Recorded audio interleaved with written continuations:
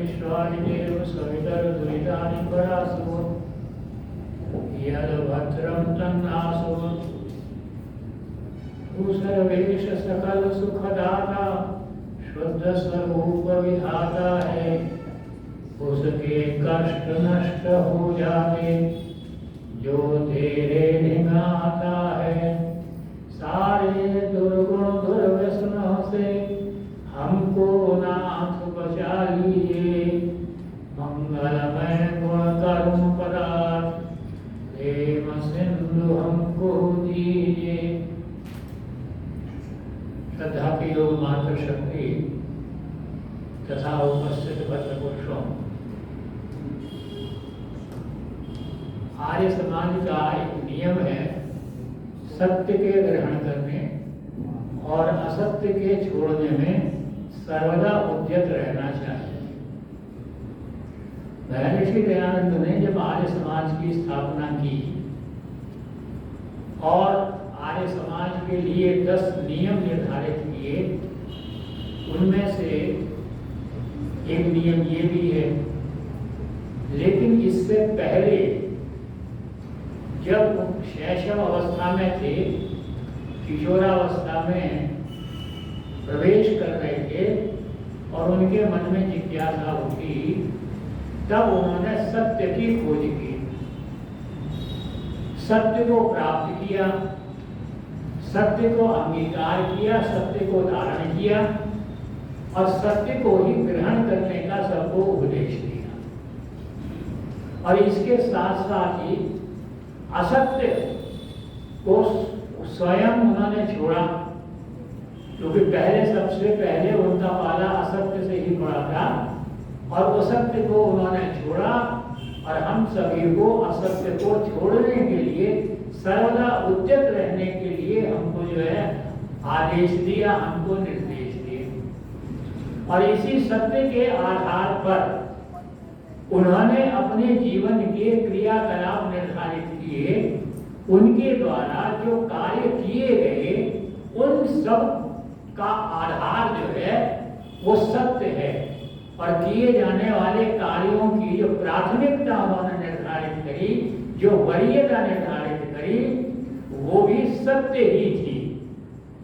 और उनके द्वारा जितने कार्य किए गए, जो प्रमुख कार्य किए गए, पहली बार जब मैं बोल रहा था तो मैंने आपके सम्मुख ये निवेदन किया था कि वरीयता के, प्राथमिकता के, प्रायोरिटी के आधार के ऊपर जो कार्य किए गए, उनमें से जो प्रमुख कार्य हैं, उनमें सबसे पहला काम जो है वो वेद का प्रचार है।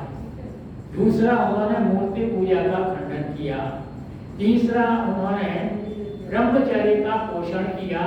और चौथा, उन्होंने भारतीय एकता का प्रतिपादन किया। अगर इन 4 कार्यों को हम देखें तो ये 4 कार्य में भी जो है सत्य के ग्रहण करने वाले 3 कार्य हैं और असत्य को छोड़ने वाले 4, 1 चौथा दूसरे नंबर का कार्य उन्होंने जो है वो किया। महर्षि दयानंद की विशेषता थी कि वो सन्यासी थे, वो एक योगी थे, लेकिन सन्यासी और योगी होने के साथ साथ वो एक क्रांतिकारी थे, वो एक योद्धा थे। और उसी का ये परिणाम था कि उनके जो विचार था, उनके जो विचारधारा थी, वो हमें दूसरे सन्यासियों या धर्मोपदेष्टाओं में देखने को नहीं मिलती। और उन्हीं जो उनके क्रांतिकारी विचार थे, उन्हीं में से एक क्रांतिकारी विचार जो मैंने पिछली बार आपके सम्मुख जो है जिसके संबंध में वार्ता की थी, वो ये था कि जो स्वस्थ परंपराएं हैं, जो हमारे लिए लाभप्रद हैं, जो हमारे जीवन में हमको प्रगति प्रदान करने वाली परंपराएं हैं, उनको जीवित रखना चाहिए, उनको पुष्ट रखना चाहिए, उनका संवर्धन करना चाहिए। लेकिन जो परंपराएं जो है हानिकारक हैं, जो अस्वास्थ्यप्रद हैं, जो हमें जो है पतन की ओर ले जाती हैं, अंधविश्वास, पाखंड, आडंबर से युक्त कर देती हैं, उन परंपराओं को हमें छोड़ देना चाहिए।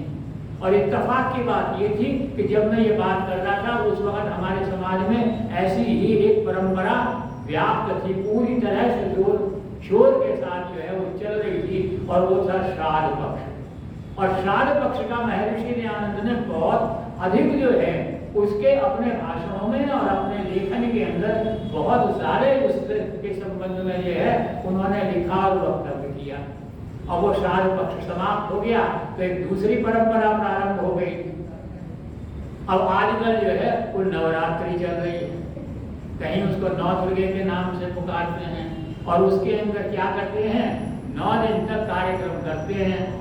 इस बार शायद 10 दिन तक कार्यक्रम वो किया जा रहा है और एक दुर्गा देवी जो है उसके तस्वीर को, उसकी मूर्ति को, उसकी प्रतिमा को प्रतिदिन जो है नए ढंग से जो है उसको सजाते हैं, उसको वस्त्र पहनाते हैं, उसका श्रृंगार करते हैं, उसकी पूजा करते हैं, उसकी आरती करते हैं, उसके गुणों का एक गुण का वर्णन करते हैं और फिर भगवान उस देवी से प्रार्थना करते हैं कि हे देवी, अपने इस चमत्कार के द्वारा, अपने इस गुण के द्वारा तुम हमें पापों से मुक्त कर दो, जितने हम पाप किए हैं उनको जो है समाप्त कर दो ताकि हमारे लिए रास्ता साफ हो जाए। बहुत जो है संस्कृत के श्लोकों का प्रचलन किया गया इसके अंदर। या देवी सर्वभूतेषु शक्ति रूपेण संस्थिता नमस्तस्यै नमस्तस्यै नमस्तस्यै नमो नमः। या देवी सर्वभूतेषु लज्जा रूपेण संस्थिता नमस्तस्यै नमस्तस्यै नमस्तस्यै नमो नमः।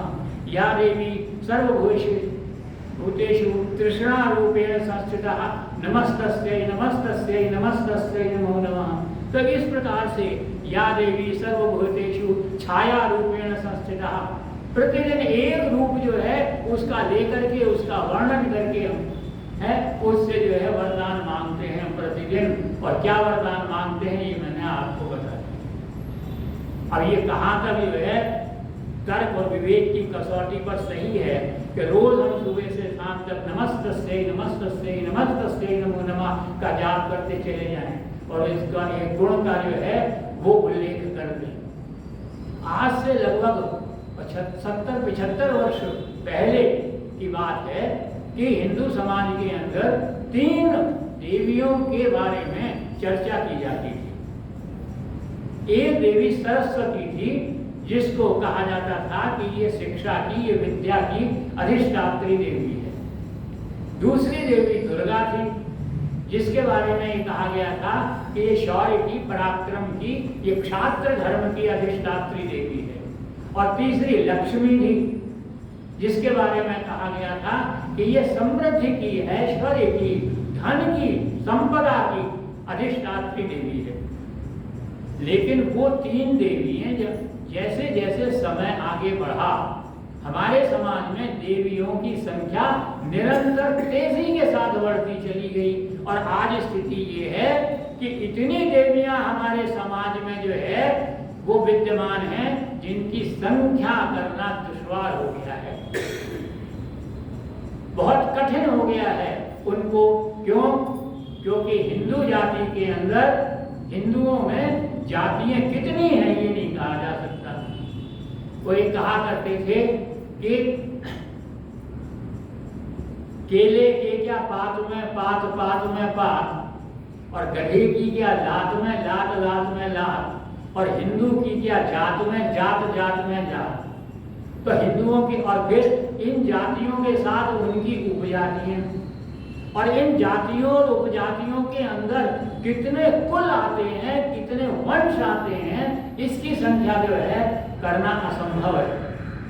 और आप जिस कुल की बात करें, किसी से भी पूछें कि भाई आप तो कहेगा मेरा ये कुल है और साथ में कहेगा मेरी ये कुल देवी है। हमारे यहाँ राजस्थान के कितने लोग हैं, जितने लोग हैं उनके उतने कुल हैं, उनकी उतनी कुल देवियां हैं और वो साल में एक बार अपने कुल देवी के आगे नतमस्तक होने के लिए जो है अवश्य राजस्थान जो है जाया जाता है। तो इतने सारी देवियां हमारे समाज के अंदर विद्यमान होती हैं। अब जरा वैदिक वाङ्मय की तरफ देखते हैं। वेद में भी देवियों का जिक्र आया है। एक अथर्ववेद का मंत्र है, इला सरस्वती मही तिस्रो देवी। पूरा याद नहीं आ रहा। इसका अर्थ ये है कि 3 देवियां होती हैं, उन 3 देवियों के नाम हैं इला, सरस्वती और मही। और वेद मंत्र आगे कहता है ये बहुत ही प्रभावशाली देवियां हैं, ये बहुत शक्तिशाली देवियां हैं, इसलिए हमें इनकी पूजा करनी चाहिए। अब देखिए यहाँ शब्द पूजा का आया है स्वयं वेद में।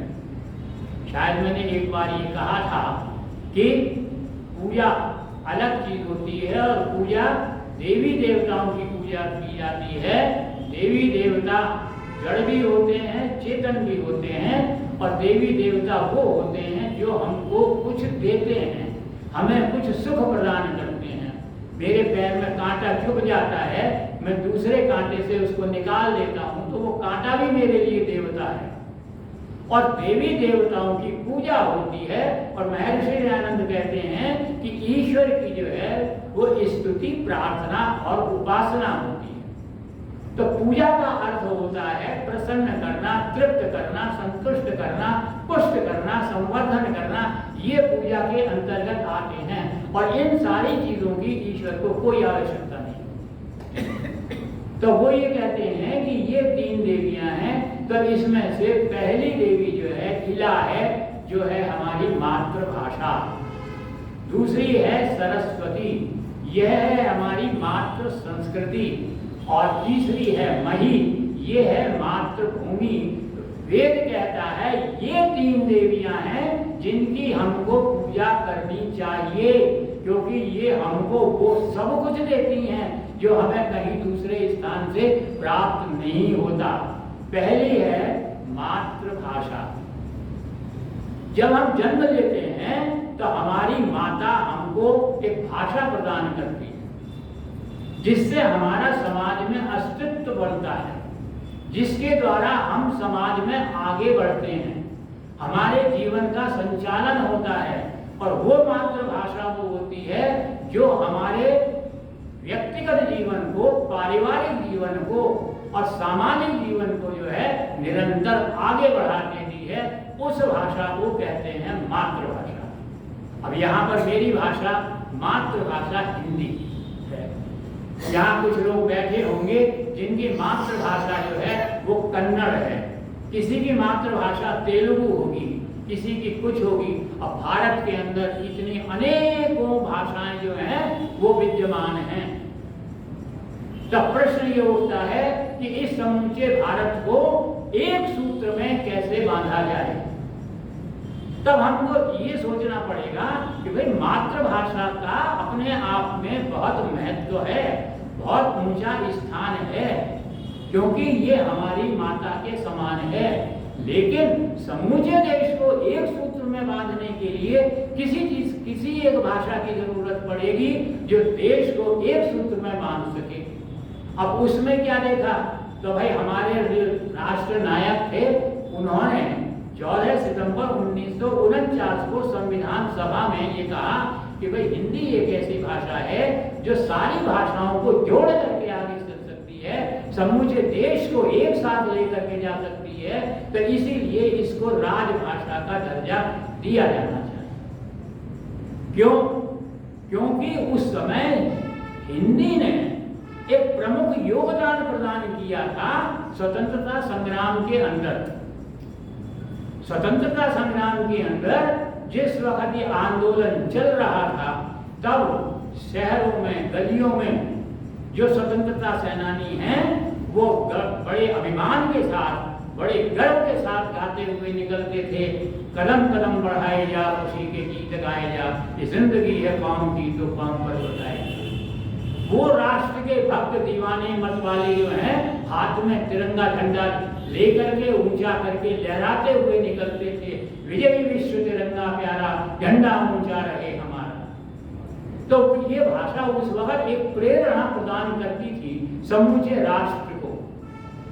हर भाषा की हर विधा ने, ऐसी बात नहीं हिंदी ने ही किया हो, समस्त भाषाओं ने अपना योगदान दिया और हर विधा ने अपना योगदान दिया।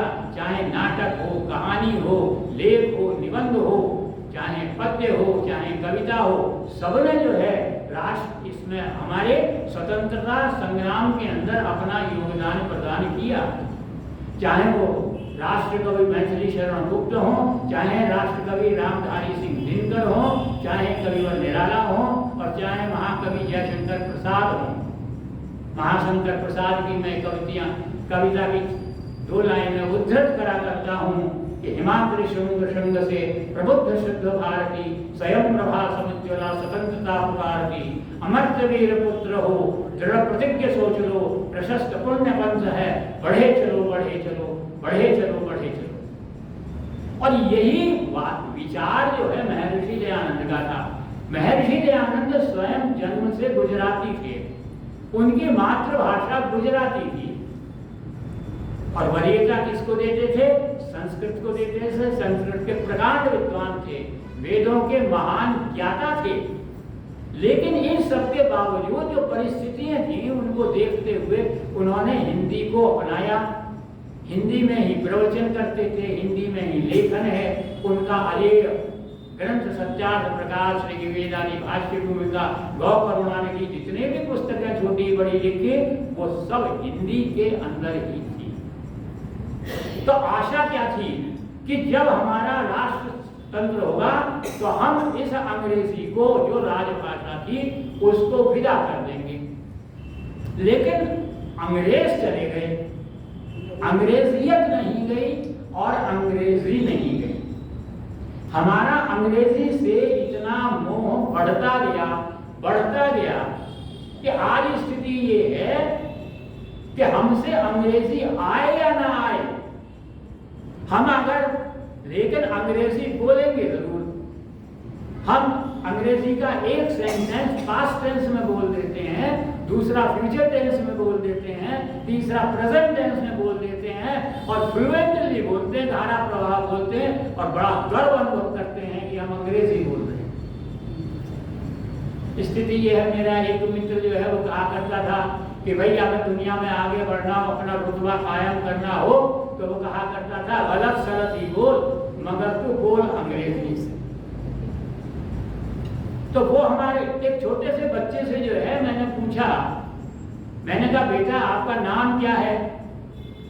तो वो बाल सुलभ स्वभाव जो है उसने देखा कि वो प्रिंसिपल साहब पूछ रहे हैं, वो अटेंशन की सावधान की अवस्था में खड़े होकर बोला sir my name is TV Singh.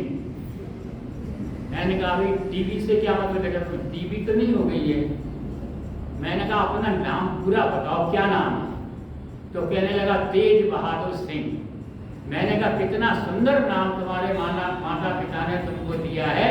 तुम्हारे तेज चेहरे पर एक तेज जो है दिखाई दे रहा है। तुम बहादुर हो, तुम सिंह की तरह से, शेर की तरह से गर्जना करने की तुमसे अपेक्षा तुम्हारे माँ बाप ने की और तुम टीवी से बोलते हो अपने आप में। एक सामान्य रूप से एक स्थान से दूसरे स्थान तक लोग सर्विस करने जाते हैं, प्रातःकाल बस से जाते हैं या ट्रेन से जाते हैं, सुबह को शाम को घर आ जाते हैं। तो एक समूह बन जाता है सहयात्रियों का। तो ऐसे ही एक समूह बस के अंदर रोज चलता था। एक सज्जन बैठे हुए थे, एक उनके मित्र जो है जैसे ही बस में प्रवेश किया बोले Singh hello BP how are you, और सुना है कांग्रेचुलेशन ग्रीटिंग्स, सुना है भाभी जी HM हो गई हैं। अब अगला जो बैठा था बोले भाई HM का मतलब पता नहीं हेल्थ मिनिस्टर हो गई हैं या क्या हो गई हैं, और ये बीपी से क्या मतलब है? किसी ने पूछ लिया, पूरी बात तो सुनी नहीं। कहा भाई साहब आपको ब्लड प्रेशर तो नहीं हो गया है? दूसरे ने कहा आपका नाम क्या है? आपका नाम बुद्धू पाल है क्या? बोले नहीं मेरा नाम जो है बुद्धि प्रकाश है। बोले देखो कितना सुंदर नाम आपने को जो है आपके माता पिता ने दिया। बुद्धि के प्रकाश की बात अपेक्षा उन्होंने की, क्योंकि गायत्री मंत्र में हम जो है ईश्वर से बुद्धि की याचना करते हैं, और आपने ऐसा नाम बोल दिया यहाँ पर जिसके बारे में किसी को स्पष्टता दिखाई ही नहीं दी। तो ये स्थिति है। ट्रेन में जा रहे थे, फैमिलीज बैठी हुई थी, परिवार बैठे हुए थे, महिलाएं भी थी, बच्चे भी थे। एक सज्जन जो है वो ट्रेन चलती हुई ट्रेन में दरवाजे के पास खड़े हुए मोबाइल देख रहे। किसी ने कहा भाई साहब वहां दरवाजे पर क्यों खड़े हो? ट्रेन तेजी के साथ जा रही है, दरवाजा खुला हुआ है, यहाँ आकर के बैठ जाओ। उन्होंने बात अनसुनी कर दी। उनकी पत्नी ने कहा जी ऐसा है इनको डॉक्यूमेंट्री की लत लगी हुई है, ये घर पे भी डॉक्यूमेंट्री देखते सुनते रहते हैं, यहाँ पर भी डॉक्यूमेंट्री देखना। तब उन सज्जन ने ये सुना, वो कहने लगे साहब डॉक्यूमेंट्री नहीं है, मैं कमेंट्री देखने सुनने का शौकीन हूँ और मैं इसी वजह से यहाँ खड़ा हूँ, वहाँ बैठूंगा तो आपकी बातों से मुझे व्यवधान होगा और हो सकता है मुझसे आपको परेशानी, इसलिए मैं यहाँ खड़ा हो गया।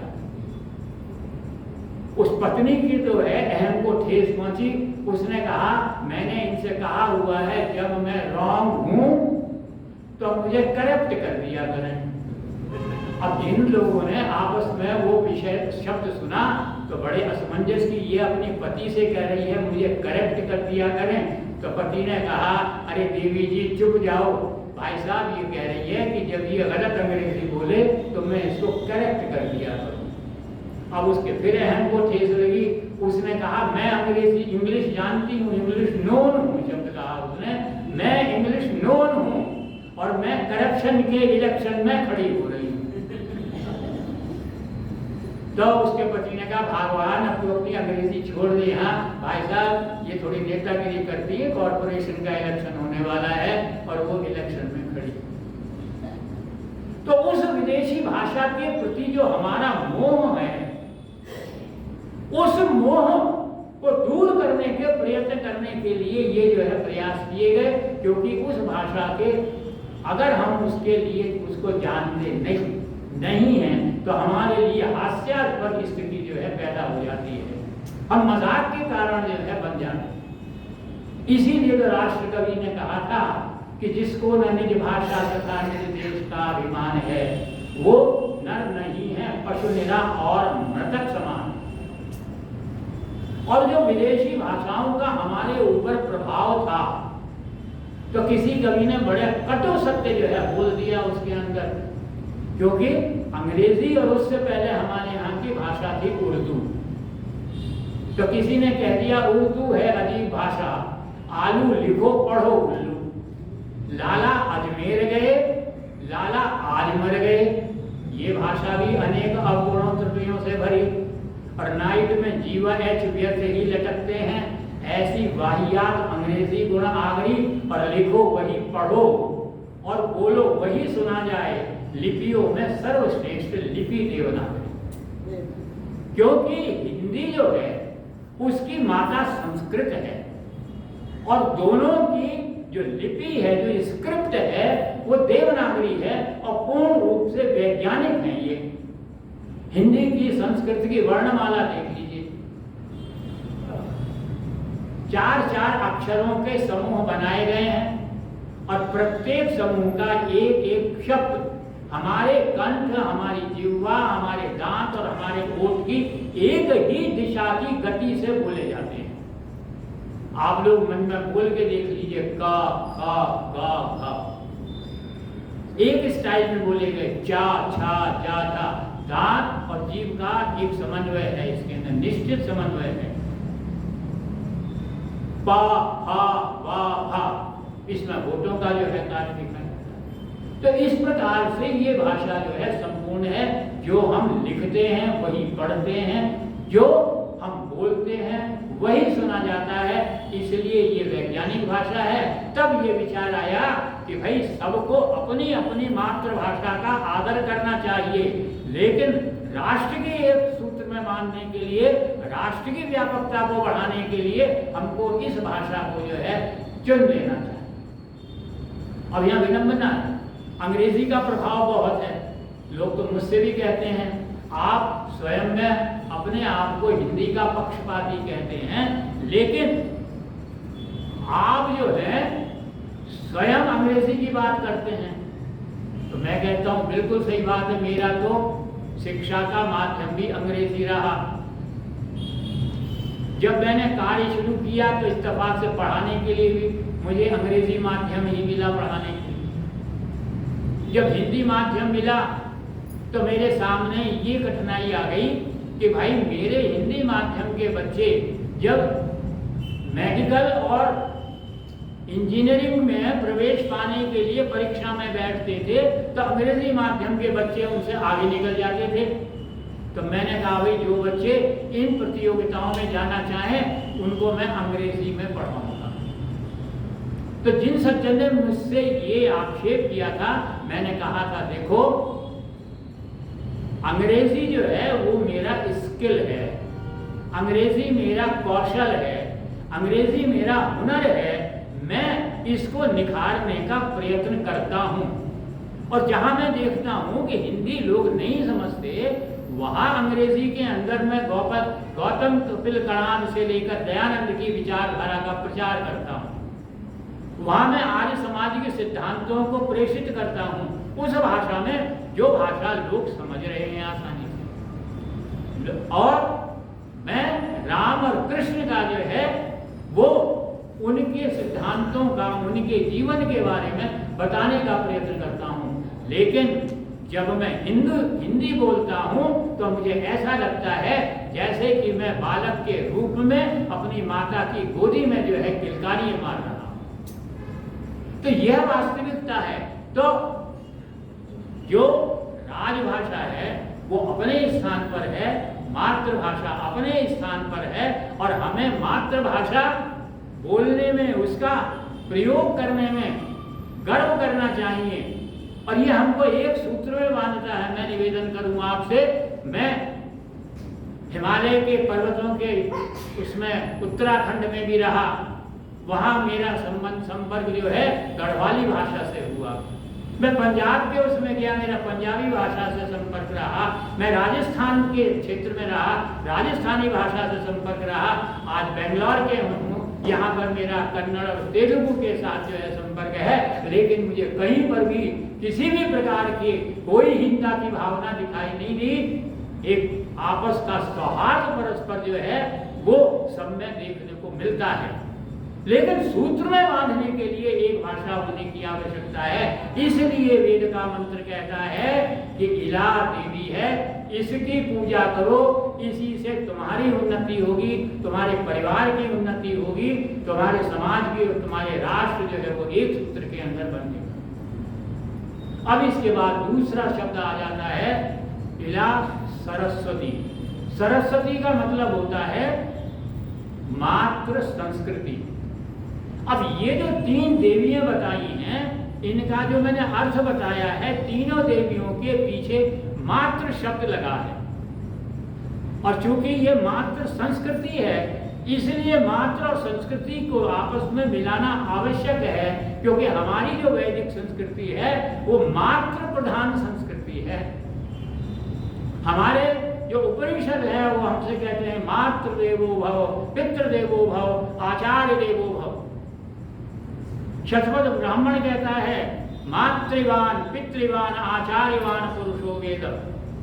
शिक्षित माँ है, शिक्षित पिता है, शिक्षित गुरु है, तब आप शिक्षावान होकर के अपने जीवन को आगे बढ़ा सकते हैं। वेद कहता है ना मातुः देवतम परम, माता से बड़ी देवता कोई नहीं। वो माता, वो देवी, वो स्त्री, वो नारी जिसकी हमारे यहाँ पूजा की जाती है। मनु कहते हैं यत्र नार्यस्तु पूज्यन्ते रमन्ते तत्र देवता। यहाँ नारियों का सम्मान, तो हमारी संस्कृति तो उस मनु के वाक्य के अनुसार जो है चलती है।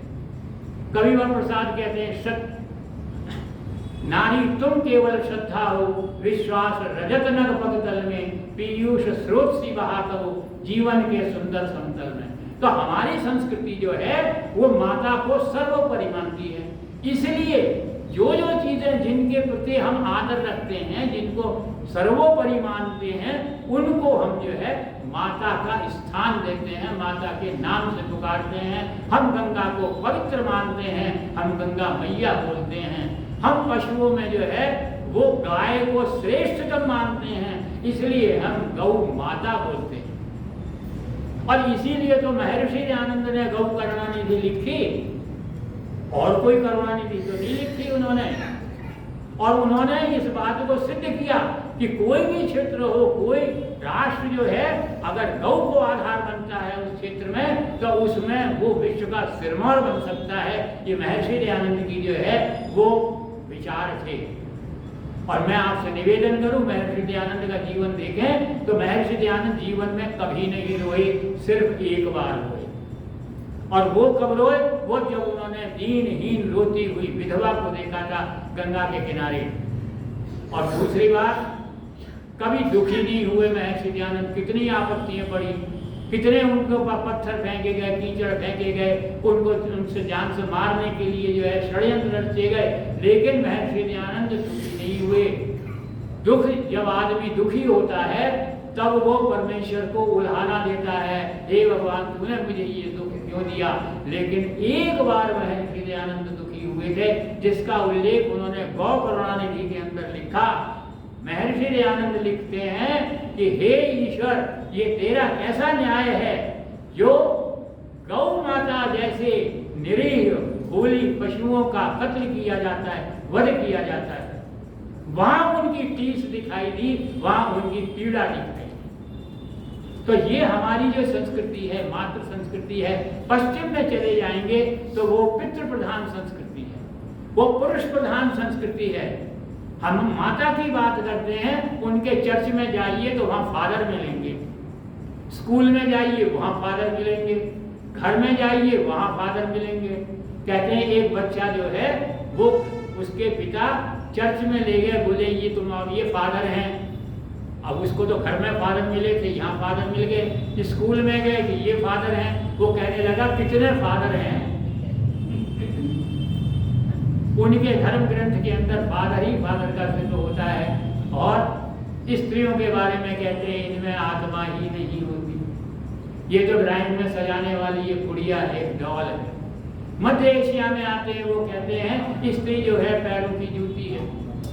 और वही मुगल काल के अंदर हमारे यहाँ वही संस्कार डाले गए, तो हमारे यहाँ भी लोगों ने कहना शुरू कर दिया स्त्री शूद्रो नार्यताम, नारी नरकस्य द्वारम।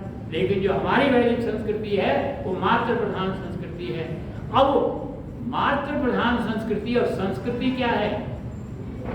संस्कृति किसे कहते हैं? दो शब्द आते हैं एक दूसरे से संबंधित। एक होता है संस्कृति और एक होता है सभ्यता। सभ्यता जो है वो हम जो खाते हैं, जो हमारा खान पान है, जो हमारे खाने का ढंग है, जो हमारा रहन सहन है, जो हमारा व्यवहार, भौतिक व्यवहार है, वो सभ्यता के अंतर्गत आता है। और संस्कृति जो, सभ्यता जो है वो शरीर है, जो भौतिक उन्नति है वो सभ्यता है, और जो मानसिक और आध्यात्मिक उन्नति है वो संस्कृति है।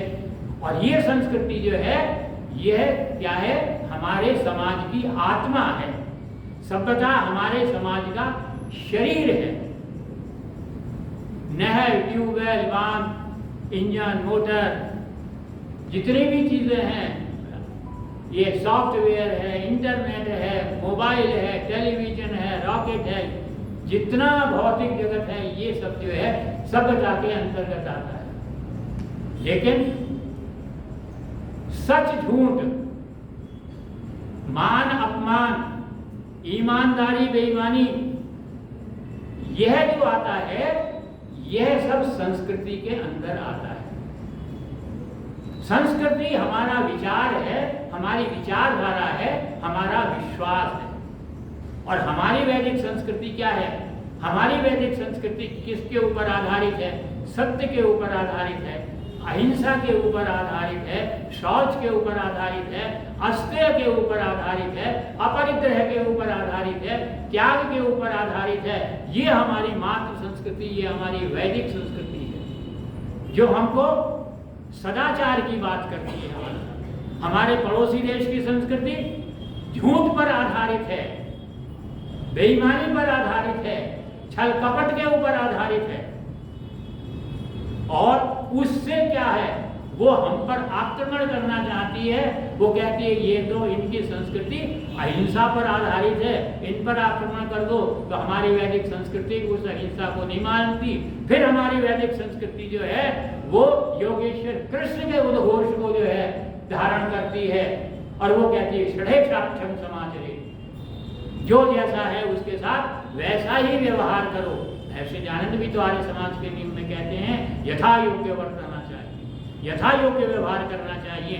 तो ये हमारी संस्कृति है। तो वेद का मंत्र हमसे क्या कहता है? वेद का मंत्र कहता है कि भाई आप जो है मातृभाषा की पूजा करो, मातृ संस्कृति की पूजा करो, अर्थात इस संस्कृति को, अपनी मातृ संस्कृति, हमारी जो वैदिक संस्कृति है, उसको अपने जीवन में जो है धारण करो।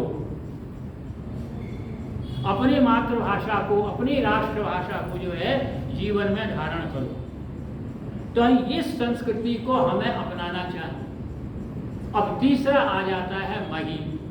मही कहते हैं मातृभूमि। मातृभूमि जहां जन्म लेते हैं उसको हम जन्मभूमि कहते हैं। अब अंतर क्या है, हम उसको जो है अपने मातृ जन्मभूमि को मातृभूमि कहते हैं। पश्चिमी सभ्यता क्या कहती है, वो फादरलैंड, हम मदरलैंड बोलते हैं, वो फादरलैंड बोलते हैं। हम गंगा मैया की जय बोलते हैं, वो फादर टेम्स बोलते हैं। क्यों? क्योंकि उनकी संस्कृति जो है वो पुरुष प्रधान जो है संस्कृति है, हमारी मातृ प्रधान संस्कृति है। तो इस संस्कृति को धारण करते हुए हमें अपनी जन्मभूमि, अपनी मातृभूमि के मेज की पूजा करनी चाहिए। फिर निवेदन करूं, पूजा का अर्थ पुष्ट करना होता है, सुंदर करना होता है, तृप्त करना होता है, उसका संवर्धन करना होता है, उसको आगे बढ़ाना होता है, उसको धारण करना होता है। तो यह हमारी तो मातृभूमि, जब मैं अपनी भूमि जन्म के बाद अपनी जन्मभूमि पर, मातृभूमि पर लौटता हूँ, तब वो मेरा साथ क्या करती है, वो वही करती है जो मेरी माता करती है। मेरी माता जन्म के बाद जो है मुझे स्वास्थ्य जीवन प्रदान करती है, मुझे अस्तित्व प्रदान करती है, मेरा स्वास्थ्य प्रदान करती है, मुझे आगे चलाती है, मेरा हर प्रकार का विकास करती है, प्रगति करती है। और मेरी मातृभाषा मुझको फूल देती है, फल देती है, वनस्पति देती है और औषधि देती है, दुनिया भर की वनस्पति देती है, मुझको जलवायु प्रदान करती है, मुझे जल प्रदान करती है, वायु प्रदान करती है, खनिज लवण प्रदान करती है और एक अनुपम अनूठा वात्सल्य प्रदान करती है। और उस मातृभूमि के प्रति हमें आदर रखना चाहिए, उस मातृभूमि की पूजा करनी चाहिए, अर्थात उसका संरक्षण संवर्धन करना चाहिए, उसका दोहन नहीं करना चाहिए। यह वेद मंत्र हमको के देता है। यहाँ फिर वही बात आ जाती है कि क्या हम अपने एक छोटे से क्षेत्र मातृभूमि जन्मभूमि में संकुचित होकर के रह जाएं, तो इसका एक व्यापक रूप जो है हमारे सामने रखा गया, और वो रखा गया राष्ट्र का, कि हमें राष्ट्र की पूजा करनी चाहिए, हमें राष्ट्र की उन्नति की बात करनी चाहिए। राष्ट्र की उन्नति किससे करेंगे? तब जब हम राष्ट्र को भी माता के रूप में मानते हैं, तो हमें आधार प्रदान किया वेद का, क्योंकि वेद को भी हम माता मानते हैं। स्तुता मया वरदा वेद माता प्रचोदयान्ताम। तो उसके आधार पर जो है हम हमारे राष्ट्र की कैसे पूजा करते हैं, तब हम जो है वेद के द्वारा ही जो है राष्ट्र की के लिए प्रार्थना करते हैं। आ ब्रह्मण ब्राह्मणों ब्रह्मवर्चसी जायताम। हमारे देश के ऊपर, राष्ट्र के ऊपर कोई आक्रमण करे, तब हम ईश्वर से प्रार्थना करते हैं, आ राष्ट्रे राजन्य शूर ईशव्योति व्याधि महारथ हो जायताम। दोग्धी रेणुर्बोधा नट्वानाशु सप्ति पुरंधरियोषा। बलवान सभ्य योद्धा यजमान पुत्र हो में, क्षत्रिय महारथी हो अरिदल विनाशकारी। अर्थात हमको ये उपदेश मिलता है कि हम अपनी मातृभूमि की एकता और अखंडता को अक्षुण्ण बनाए रखने के लिए सदैव प्रयत्नशील रहें, हमेशा प्रयत्नशील रहें। और अगर कोई दुश्मन की टेढ़ी आंख हमारे ऊपर दिखाई दे, तो उसकी टेढ़ी प्रकृति को सीधा करने के लिए हम जो है सदैव सक्षम रहें।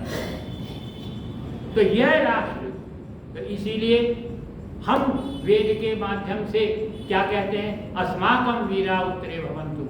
क्योंकि वेद संदेश क्या देता है, वीर भोग्या वसुंधरा। ये हमारी संस्कृति हमको जो है संदेश देती है। इसलिए हम कहते हैं, और हम क्या चाहते हैं, केवल एक रक्षा की बात नहीं चाहते, हम चहुमुखी विकास की बात करते हैं और तब वेद जो है, वेद के माध्यम से हम कहते हैं वयम राष्ट्र जागृयामः पुरोहितः, हमारे राष्ट्र के नेता जागरणशील हों हर क्षेत्र के अंदर, तब हमारी मातृभूमि की हम जो है पूजा वास्तविक रूप से कर सकेंगे। अरे इतिहास इस बात का साक्षी है, मर्यादा पुरुषोत्तम श्री राम, उनके लिए जन्मभूमि पहले थी, लंका के ऊपर विजय प्राप्त कर ली, रावण का वध कर दिया, सबने उनसे कहा महाराज ये सोने की लंका है, सोने से जड़े हुए मकान हैं, सोने का सिंहासन है, इतना ऐश्वर्य इतनी संपदा है, आप यहीं पर राज करिए, इसी राज सिंहासन पर बैठिए। तब वाल्मीकि के शब्दों में राम क्या कहते हैं, अपि स्वर्णमयी लंका लक्ष्मण मम न रोचते जननी जन्मभूमिश्च स्वर्गादपि गरीयसे। अरे लक्ष्मण, ये सोने की लंका में मेरा कोई इंटरेस्ट नहीं, कोई रुचि नहीं है, मेरे लिए तो मेरी माँ और मेरी मातृभूमि जो है स्वर्ग से भी ज्यादा महान है। इसीलिए तब कहा जाता था एतद् देश प्रसूतस्य सकाशात् जन्मनः स्वं स्वं चरित्रं शिक्षेरण पृथिव्यां सर्वमानवः। अरे हमने अपनी मातृभूमि की जब पूजा की तब यह घोषणा की जाती थी कि इस देश में पैदा होने वाला हर व्यक्ति विश्व के समस्त व्यक्तियों को जो है चरित्र की पूजा दिया करता है अपने चरित्र के द्वारा। आज हम पिछड़ गए, हमने मातृभूमि वेद की आज्ञा को नहीं माना, हमारे लिए देश बाद में हो गया, स्वार्थ पहले हो गया, और जिन्होंने अपनी मातृभूमि को माना वो निरंतर आगे बढ़ते चले गए। कहते हैं कि वो कोई शिक्षा, वो फिलोसोफर थे, कोई दार्शनिक थे, चिंतक थे, वो अमेरिका से जापान में गए, वहाँ की शिक्षा पद्धति के बारे में पता करने के लिए एक शिक्षण संस्थान में गए, यहाँ से सीनियर सेकेंडरी लेवल का था वो, वहाँ के एक वरिष्ठ बालक जा रहा था, उसको बुलाया, पूछा बेटा तुम किसकी पूजा करते हो? कि मैं बुद्ध की पूजा करता हूँ। क्यों करते हो? कि बुद्ध कहते हैं अहिंसा परमो धर्मः, बुद्ध बहुत बड़े संत हैं, बहुत बड़े महात्मा हैं। तो बोले अच्छा, तो फिर तुम्हारा देश जो है आज इसीलिए संसार में सबसे विकसित देशों में सबसे आगे दिखाई देता है। तो मान लो अगर कभी बुद्ध की नीयत खराब हो जाए और बुद्ध जो है सेना लेकर, क्यों बुद्ध भी तो मूलतः क्षत्रिय थे, राजकुमार सिद्धार्थ थे, कहीं क्षात्रत्व जाग गया और उनका जो है लालच आ गया तुम्हारे जापान के ऊपर, और वो बुद्ध सेना लेकर तुम्हारे जापान पर आक्रमण कर दें, तब तुम क्या करोगे? एक तरफ तुम्हारे वो अभीष्ट देव है, दूसरी तरफ राष्ट्र है। बोला बुद्ध ऐसा नहीं कर सकते। बुद्ध कहते हैं हिंसा परमो धर्मः, ये कहते नहीं, मान लो आदमी की बुद्धि बदलते देर थोड़ी लगती है, विचारधारा परिवर्तित होते देर थोड़ी लगती है। इन्होंने कहा नहीं ऐसा नहीं होगा, दोनों में विवाद सा हुआ। अंत तो करता ये प्रोफेसर थे, बड़े थे, दार्शनिक थे, तब इनकी बात जब बच्चे ने सुनी तो वो लेखक लिखता है कि वो बालक जो है कांपने लगा, उसका चेहरा लाल हो गया, उसकी आंखों में लाल डोरे आ गए, और तब वो चीख करके बोला तब अगर ऐसा होता है तो हम टुकड़े करके समुद्र में फेंक देंगे, लेकिन राष्ट्र हमारा सर्वोपरि है। तो इसलिए वेद कहता है कि मातृभूमि की जो है वो पूजा करो। हम क्या करते हैं? हम एक देवी के रूप में सिर्फ बखान करते हैं, करने की बात कुछ नहीं करते, और जो करते उसका परिणाम क्या होता है? यह जो नवरात्रि है ये सबसे ज्यादा सबसे प्रमुख कहाँ मनाई जाती है? बंगाल में मनाई जाती है।